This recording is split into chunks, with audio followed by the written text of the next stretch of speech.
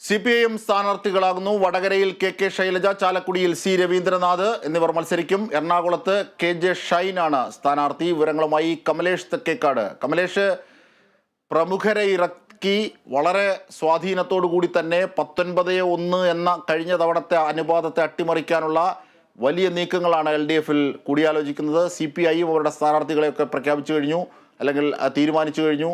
ഇപ്പോഴിതാ സംസ്ഥാന സമിതിയിൽ ആർക്കൊക്കെയാണ് സാധ്യതകൾ തെളിയുന്നത്? അജിംഷ, തീർച്ചയായും വളരെ പ്രബലമായ ഒരു നിര തന്നെയാണ് CPMന് ഇറക്കാനുള്ളത്.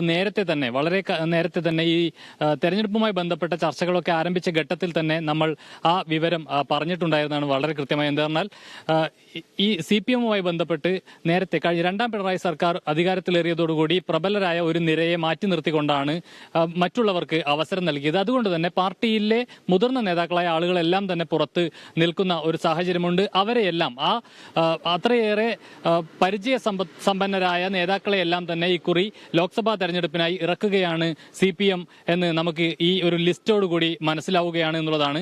നേരത്തെ തന്നെ മറ്റ് മണ്ഡലങ്ങളിലെല്ലാം സ്ഥാനാർത്ഥികളുടെ കാര്യത്തിൽ ഏതാണ്ട് തീരുമാനമായതാണ്. പ്രധാനപ്പെട്ട 4 മണ്ഡലങ്ങളിലാണ് ഒരു അനിശ്ചിതത്വം നിലനിന്നിരുന്നത്. ആ കാര്യത്തിൽ കൂടി ഇന്ന് ഒരു വ്യക്തത വന്നിരിക്കുന്നു എന്നുള്ളതാണ്. അത് പത്തനംതിട്ടയിൽ TM തോമസ് ഐസക് തന്നെ മത്സരിക്കുന്നു എന്നുള്ളതാണ് കേന്ദ്ര കമ്മിറ്റി അംഗം. അതുപോലെ തന്നെ എറണാകുളത്ത് KJ ഷൈൻ, KSTയുടെ ജില്ലാ ഭാരവാഹി കൂടിയായിട്ടുള്ള KJ ഷൈൻ ടീച്ചറാണ് എറണാകുളത്ത് പൊതു സ്വതന്ത്രൻ എന്ന നിലയിലുള്ള ഒരു സ്ഥാനാർത്ഥിയായി CPMൽ നിന്നും വരുന്നത്. മറ്റൊരു പ്രധാനപ്പെട്ട മണ്ഡലം എന്ന് പറയുന്നത് പൊന്നാനിയാണ്. പൊന്നാനിയിൽ KS ഹംസ പൊതു സ്വതന്ത്രനായും പാർട്ടി അനുഭാവി കൂടിയായിട്ടുള്ള, അതായത് ഈ ലിസ്റ്റിന്റെ ഒരു പ്രത്യേകത എന്ന് പറയുന്നത് PB അംഗം, അതായത് പോളിറ്റ് ബ്യൂറോ അംഗം മുതൽ പാർട്ടി അനുഭാവി വരെയുള്ള ആളുകൾ ഈ മത്സരത്തിന്റെ ഭാഗമാവുന്നു എന്നുള്ളതാണ്. അതിൽ തന്നെ 3 ജില്ലാ സെക്രട്ടറിമാർ, 4 MLAമാർ, ആ നിലയിൽ ഒരു യുവ നേതാവ്, ആ നിലയിലൊക്കെയാണ് ഇതിന്റെ ഒരു പ്രസക്തി എന്ന് പറയുന്നത്.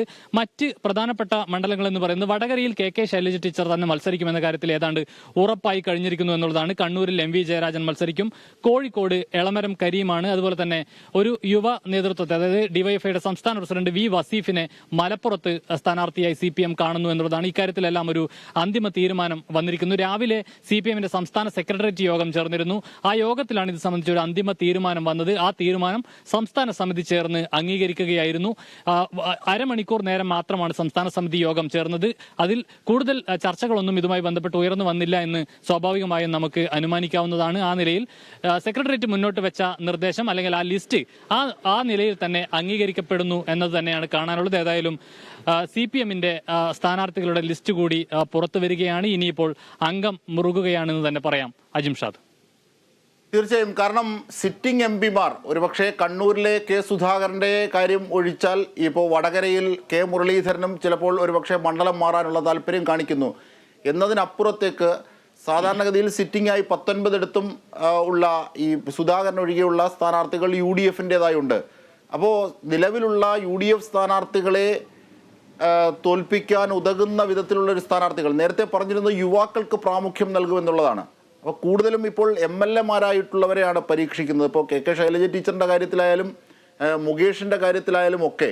അപ്പോൾ എത്ര കണ്ട് സമഗ്രമാണ് ഈ LDFൻ്റെ ഈ സ്ഥാനാർത്ഥി പട്ടിക എന്നാണ് പൊതുവിൽ വിലയിരുത്തപ്പെടുന്നത്?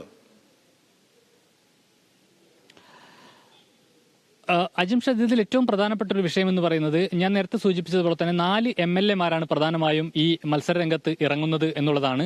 അത് തന്നെ സൂചിപ്പിക്കുന്നത് വളരെ പരിചയസമ്പന്നരായ, അനുഭവ സമ്പത്തുള്ള നേതൃനിരയാണ് ഈ മത്സരത്തിൽ, ഈ ലോക്സഭാ തെരഞ്ഞെടുപ്പിൽ CPMന്റെ ഭാഗമായി സ്ഥാനാർത്ഥികളാവുന്നത് എന്നുള്ളതാണ്. ഈ നേരത്തെ അജിംഷാദ് സൂചിപ്പിച്ചതുപോലെ തന്നെ സുധാകരനെ മാറ്റി നിർത്തി കഴിഞ്ഞാൽ മറ്റ് 18 ഇടങ്ങളിലും സിറ്റിംഗ് MPമാർ തന്നെ മത്സരിക്കാനുള്ള ഒരു സാധ്യത തന്നെയാണ് വന്നിട്ടുള്ളത്. അതിൽ K മുരളീധരൻ ഒരു പക്ഷേ മണ്ഡലം മാറിയേക്കാനുള്ള സാധ്യതകൾ നേരത്തെ പറഞ്ഞിരുന്നു. പക്ഷേ ഏറ്റവും ഒടുവിൽ KK ശൈലജ ടീച്ചർ മത്സരിക്കാൻ എത്തുമെന്ന് പറഞ്ഞ ഘട്ടത്തിൽ കൂടുതൽ കരുത്തരായ ആളുകൾ വരട്ടെ, അത്തരം ആളുകളോട് തന്നെ മത്സരിക്കാനാണ് തനിക്ക് താല്പര്യം എന്ന നിലയിലുള്ള പ്രസ്താവനകൾ K മുരളീധരന്റെ ഭാഗത്തു നിന്നും വന്നതായും കാണുന്നുണ്ട്.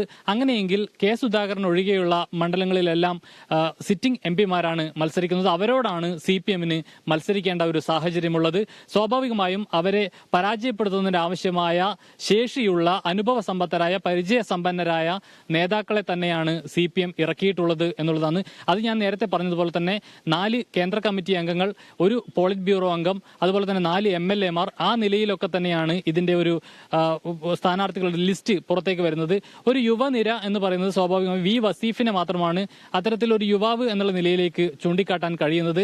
സ്ത്രീ പ്രാതിനിധ്യവുമുണ്ട്. പക്ഷേ എല്ലാവരും നേരത്തെ അജിംഷാദ് സൂചിപ്പിച്ചതുപോലെ തന്നെ നല്ല അനുഭവ സമ്പത്തുള്ള പരിമിത പ്രജ്ഞരായ നേതാക്കളാണ് ഇവരെല്ലാവരും എന്ന കാര്യത്തിൽ യാതൊരു തർക്കവുമില്ല.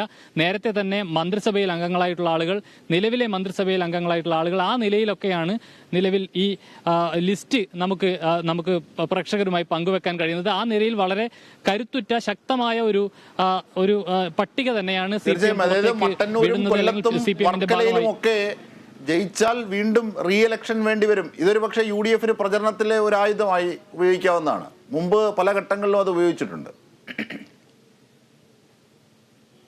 തീർച്ചയായും ആ നിലയിലും കാര്യങ്ങൾ വരാൻ സാധ്യതയുള്ളതാണ്. ഞാൻ നേരത്തെ പറഞ്ഞതുപോലെ തന്നെ ഈ 4 MLA മാർ മത്സരിക്കുമ്പോൾ സ്വാഭാവികമായും അവർ വിജയിച്ചു കഴിഞ്ഞാൽ ഈ 4 മണ്ഡലങ്ങളിലും ഒരു ബൈ ഇലക്ഷൻ വരുന്ന ഒരു സാഹചര്യം കൂടി ഉണ്ടാവും. അതും ഒരു പ്രചരണായുധമായി UDF മുന്നോട്ട് കൊണ്ടുപോകാനുള്ള സാധ്യതയുമുണ്ട്.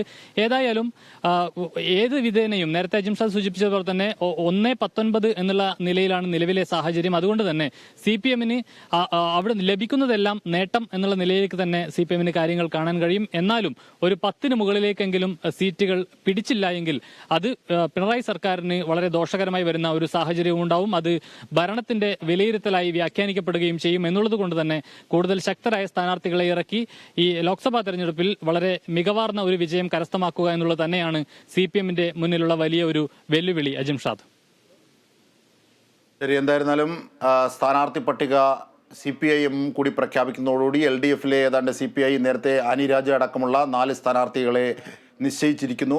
ഇപ്പോൾ ഇതാ CPIM-ഉം ഇത്തരത്തിൽ പ്രമുഖരെ ഇറക്കിയാണ് ലോക്സഭാ തെരഞ്ഞെടുപ്പിൽ അംഗം കുറിക്കുന്നത്. ഇതോടുകൂടി ചിത്രം വ്യക്തമാവുകയാണ്. കൂടുതൽ ഊർജ്ജവത്തായ തെരഞ്ഞെടുപ്പ് രംഗത്തേക്ക് കേരളം എടുത്തെറിയപ്പെടുകയാണ്.